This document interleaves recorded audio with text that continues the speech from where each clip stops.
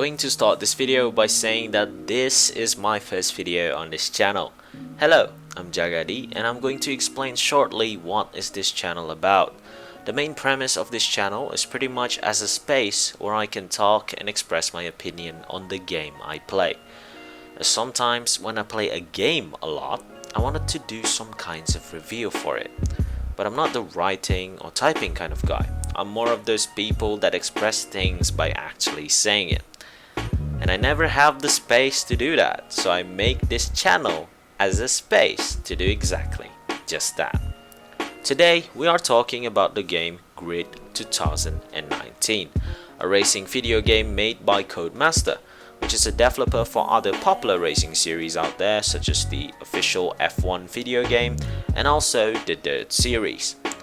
This game, Codemaster said, served as a reboot to the first game on the Grid series, Race Driver Grid.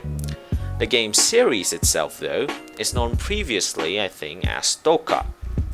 Now, I don't know why Codemaster changed Toka to Grid, but I think the reason they changed the series name is because Toka is too specific of a title, like touring car. So I think before Grid, the series title is Touring Car Race Driver. So it is a very specific title before Grid, while I think Grid is more diverse and like you can add more motorsports in Grid than a touring car game that literally have touring car in the name. But I don't know why they changed it to Grid, but there it is. That's my theory.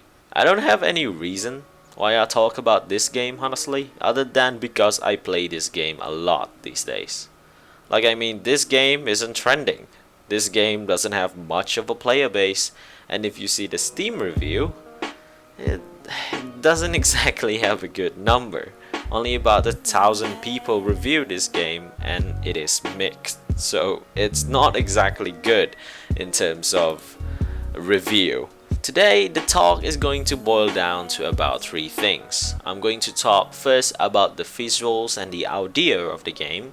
The second one is the gameplay or the mechanic of the game.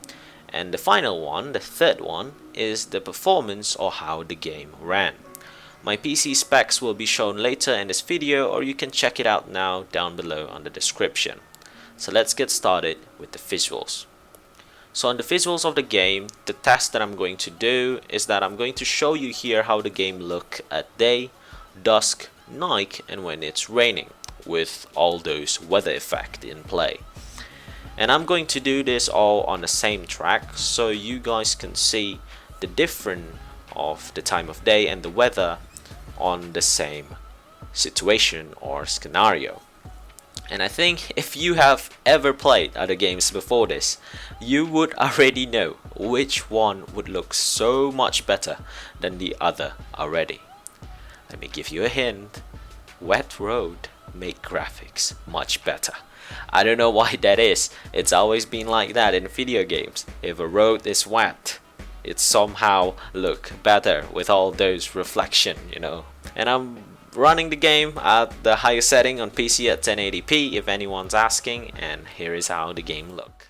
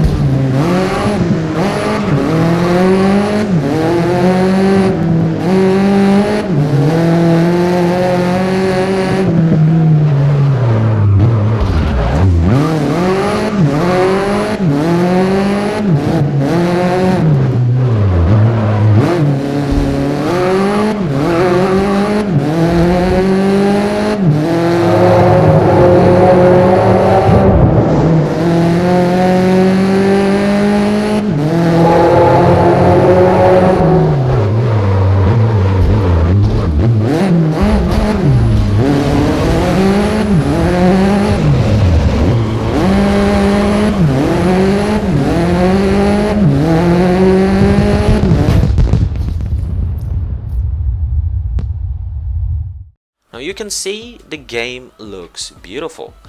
But I think for me, it is not, let's just say, groundbreaking. You know, it is beautiful, but it's not jaw-dropping or revolutionary. It is, though, up to the standard of a 2019 video game. The pinnacle, and I think where the game looks the best, is when it's raining. As I hinted before, the weather effect on this game is just so good. Well, you know, rain, wet road, it's so good. It's always so good. But I feel like honestly this game have one of the best weather effect out there right now, at least in the racing games category. It's just those particles of water just dropping down with an amazing detail, and the fog that covers the entire track when it's raining really adds to the ambience and the intense feeling when you are competing on the track, especially when you use cockpit view. When it's raining and you use cockpit view, and the way that the AI is so aggressive in this game, it can be pretty intense. So that's why I think the winner and where the game really shine is when it's raining. While the one where the game look worse, I think, is during the night. Now some map looks good during the night, alright? Like Shanghai I think looks good due to the city light just scattered everywhere, making the dynamic shadow on the game look pretty. But on some map, it is just bland. Usually it is only good on the city map, but when it's on the track, it really is just bland.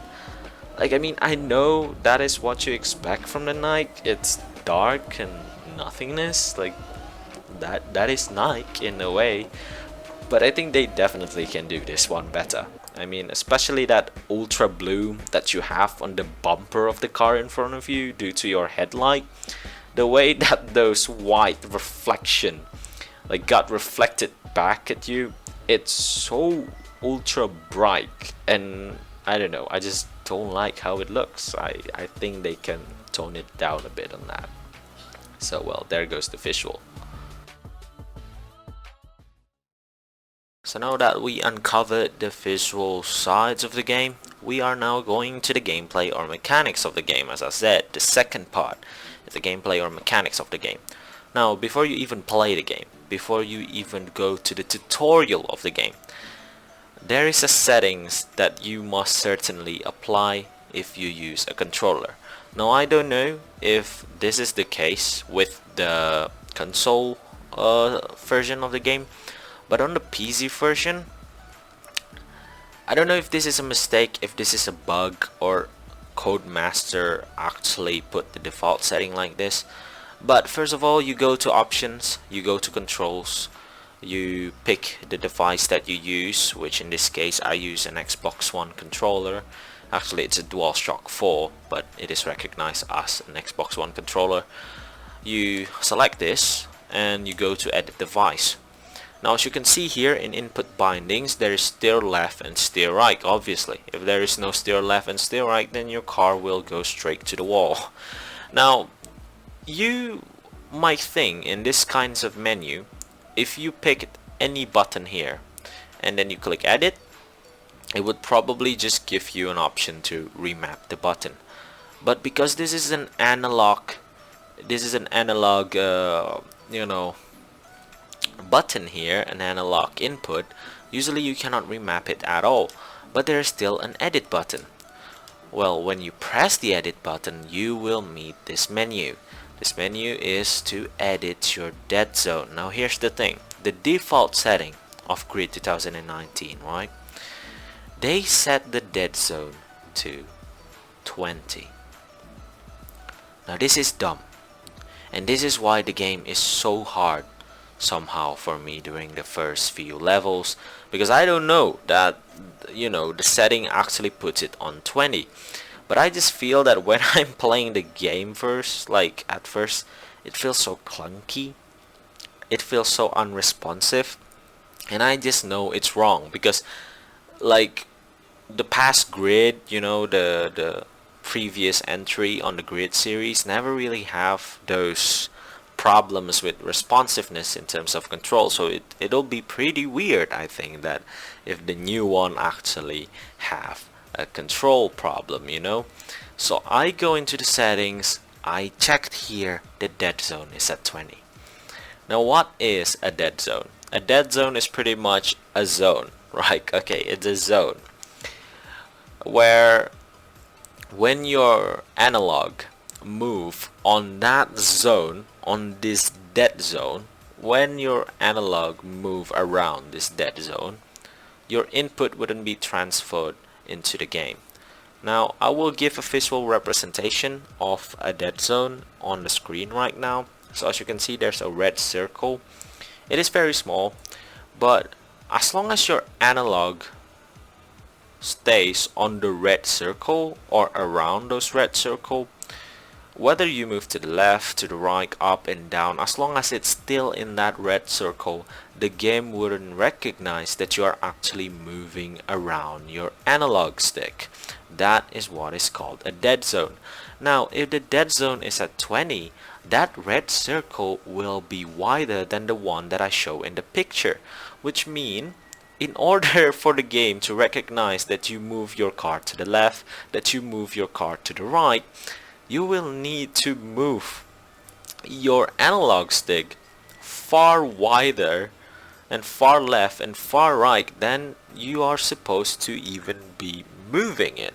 You know, than you are supposed to be doing. It's a bit too wide there if you set it at 20. Now I don't know why they set it at 20, because honestly, even if your analog stick have like an analog drift, right? If it's already drifting, it's already moving on its own, the adjustment should be just about on, you know, it's about a 5 or 10, not 20. 20 is too much. 20 is too much, and it'll make the game feel unresponsive. That's why if your controller is fine and it's working fine in other game, just set the dead zone to 0. Do the same to the right one, set it to 0, left one, set it to 0. Now after that, you go to advanced input. Now this is a personal choice, a personal preference, but I like to set my steering sensitivity to 45 and the steering linearity to 6, so that the game feel responsive, but you know, when you make input, it's not too sharp, it's not too sensitive, it feels just right. Go ahead and try the settings in your game, and you'll see the difference. It'll be much better.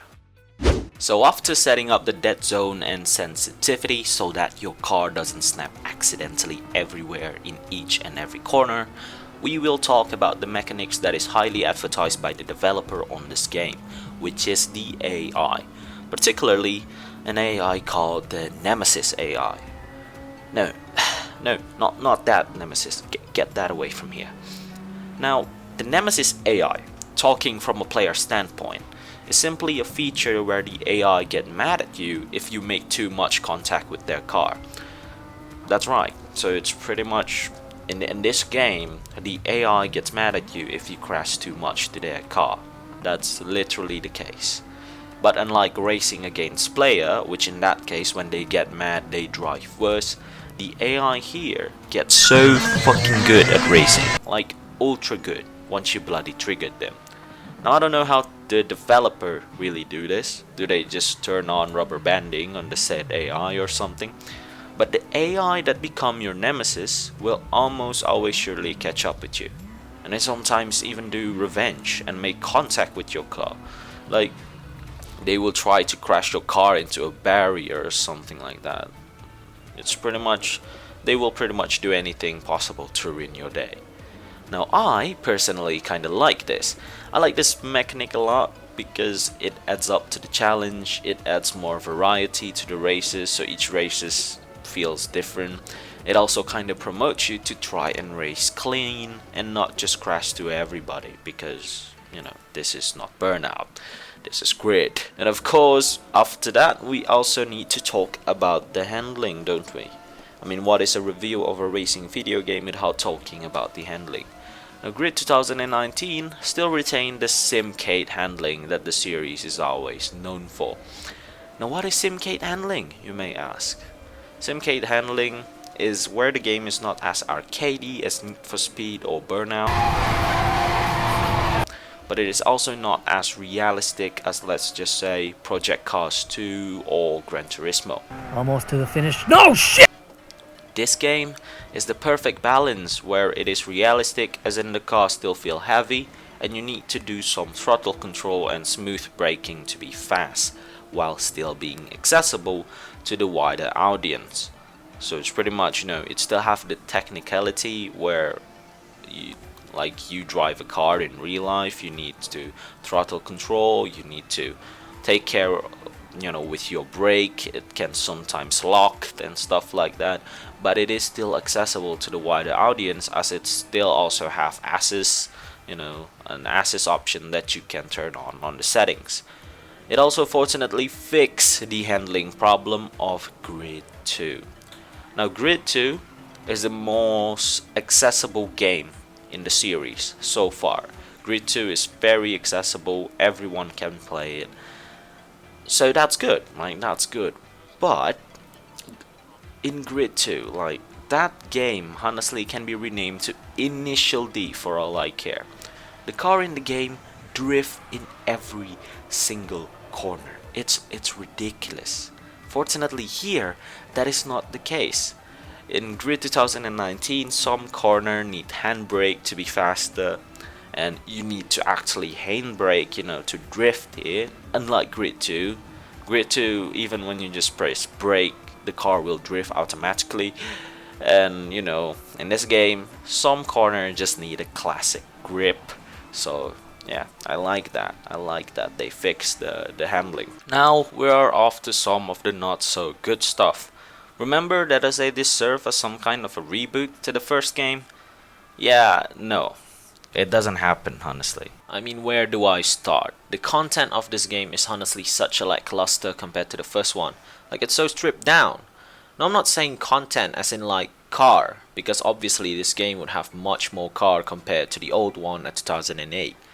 I mean, this game even have Koenigsegg Jesko. That's a car that is usually only available on mobile racing games such as Asphalt or CSR, but you can drive in this game. So in terms of car, obviously this game win against the 2008 version of Grid, the first Grid. But what I mean by content here is the gameplay itself. The old Race Driver Grid used to have a progression where you start from nobody that drive for other racing team, while also working your way up to establish your own racing team. And you also handle sponsors, you hire crews, you can even buy cars for cheaper price on eBay. That's right, there is an actual eBay on the game itself, where you can buy cheaper cars, on eBay. It also have a drift event, it have Toge, it have Demolition Derby, it even have 24 hours of Le Mans. All of that in the 2019 games, no, not available, it's all stripped down. All those content though make the first game much more engaging and interesting, because compared to Grid 2019, despite the great visual and responsive handling, I cannot help but say this game is repetitive. I cannot stand playing this game for 2 hours and more without needing a break, because the events are mostly the same. In this game, it is pure racing. You buy a racing game, you get just that. With the other mode, I think in the 2019 version, is time attack. I think that's it. It's racing and time attack.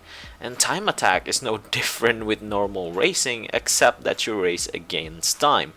I dare to say it's even way more boring than just usual racing, because you have no enemies. Not enemies, you have no opponents to race against, but just time. So yeah, really, there's just racing on the 2019 version. The only management you have to do here that is ported from the first game is only hiring your race crew. There is no such things as picking sponsors for bonus in-game money. There is no hunting used cars on eBay, as stupid as that sound on a video game.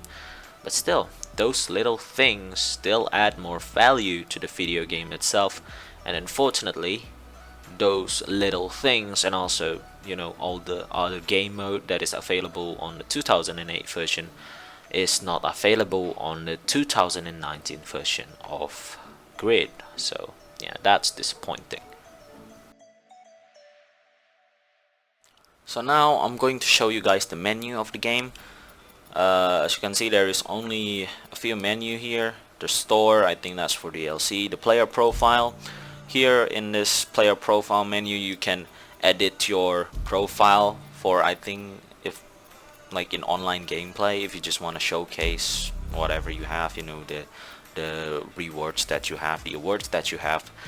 Here is the garage, what car you have purchased. You will get all the cars eventually if you just play through the campaign. And there is the theme. Now this is where you hire your crew. As you can see, there is already a preset list of name, their specialism. So for example, if you right here, right, there's Renata Jorda. I don't know if that's the right way to spell his or her name, but there is Renata Jorda here.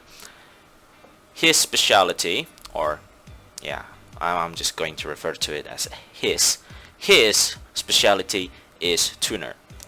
What this means is, if you hire Renata Jorda tuner and then you race in a touring car competition, he wouldn't be able to perform as good as he can, not like if he performed at a tuner event, because that is his specialism. This is really important later when you're doing the campaign. Like, make sure if you want to change your specialty, let's just say you change from touring cars to tuner, make sure to also change your race crew. Now I'm going to show you the only menu where you will spend your most of the time in this game if you play the single player only, which is the career menu. This thing is the whole thing. This is the whole campaign. You just do all this race event over and over again, and that's why you can imagine how repetitive it can be, because it is so repetitive for me. Like, it is so damn repetitive for me, because like you just do all this series of races in which, as you can see, the track is mostly the same, but like different layout of it and different time of day and stuff like that, with different car, but that's about it. Like this is what you do the entire game. I gotta admit, it's still fun, because as I say, the gameplay is solid, the handling is responsive. Once you setting the dead zone and the sensitivity, it is fun. The game is fun, but still, this is not a game that I can play for 5 hours non-stop, because it is repetitive, as I say. And also the customization, if we want to talk about it, really there is not much here, but I think it is enough for a game like this. I'm going to show you now. Like, let's just say here, right, as you can see, there's the car. So the only customization that you have in this game is a livery option.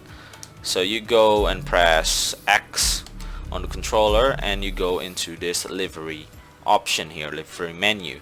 Now the good thing is there is so many livery for everybody, so it's good. Like, there is so many livery for everybody, so if you have different style, I think you can definitely find one that you like here in this whole category of livery. Like, there's heritage, custom, tuner, urban, prestige, and they are unlocked just by playing. If you play the game and you level up, you usually get a livery, so that's good. It makes some kinds of progressing, and it makes you like a reason, to level up, other than just numbers in the screen there. You also unlock all these liveries, so yeah, that's good for them. There's a good amount of variety here for everyone. And now we have reached the finale of the video, where we are going to take a look at how the game ran with the conclusion. Thank you for anyone who have watched it till this point. I appreciate it. This is my first take on a video like this, so I hope you all can give me a feedback on what is to improve on the next video. Now, as I currently know, this game ran at 30 FPS on both PS4 and Xbox One, while it ran at solid 60 FPS on PS4 Pro and Xbox One X. And that is very good, because 30 FPS and 60 FPS are a very different experience, and you can see it with your eyes, so it's not just the input. and it's good that the PS4 Pro and Xbox One X ran it at the solid 60 FPS. I'm going to do a 1 lap benchmark now, so you guys can see the FPS that you can expect when playing at a mid-range PC. So here's the spec of my PC.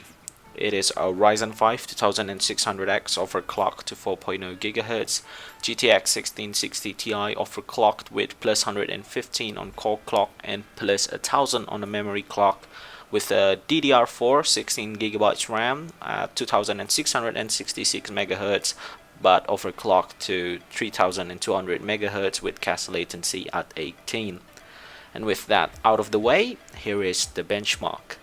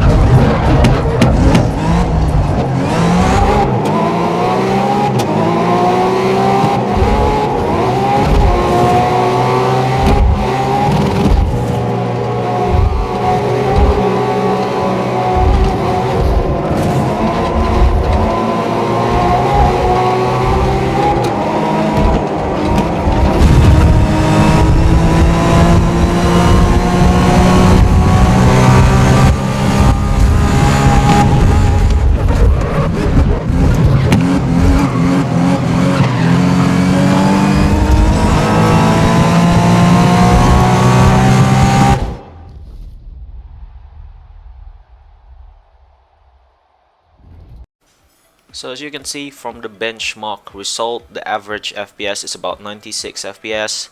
The minimal FPS is 79 FPS, which is still really great for a minimal FPS, and a max FPS being 114 FPS. I recommend just limiting the FPS into whatever refresh rate your monitor is. So if your monitor refresh rate is at 60 Hz, I recommend just limiting the FPS into 60 by using programs like Rifa Tuner Statistics Saver, because running on an FPS that is not limited will just make your computer temperature rise up higher than it should be, and after all, you can only see the FPS as much as the refresh rate of your monitor is set into. So if you have a 75 FPS, then you can see as much as 75 FPS. More than that, you cannot really see much difference because, well, your monitor is set at 75 FPS. But yeah, this game is definitely highly playable on a mid-range PC like mine at AMD Ryzen 5 2600X clocked at 4.0 GHz with NVIDIA GeForce GTX 1660 Ti overclocked at plus 115 on core clock and at memory clock plus 1000.